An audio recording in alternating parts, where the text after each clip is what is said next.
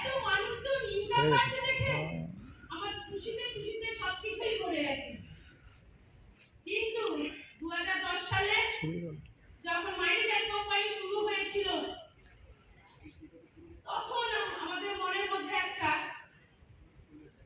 খুশির অভাব ছিল, কারণ ও আমাদের 15 বছরের গার্মেন্ট বিজনেস ছেড়ে যখন মাইনিজার কোম্পানিতে জয়েন করেছিল তখন মনে হয়েছিল মাইনিজার কোম্পানিতে জয়েন করলে আর 15 বছরের গার্মেন্ট বিজনেস ছাড়লে বলছে না দীপু এখান থেকে আমাদের আরো কিছু বেশি ইনকাম করতে হবে। তো মাইনিজার কোম্পানিতে কাজ করে এই 16 বছর জার্নিতে এগিয়ে গেলাম। ও বাইরে করতে থাকলো, আমি ঘরের ভিতর করতে থাকলাম।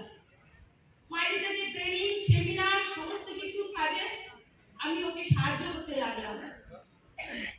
কখনো সেমিনার টিকিট রেডি করে দেওয়া, কখনো কোনো কিছুতে ওকে হেল্প করে দেওয়া, দিনের পর দিন রাতের পর রাত এক করে ওর সঙ্গে পথ চলা।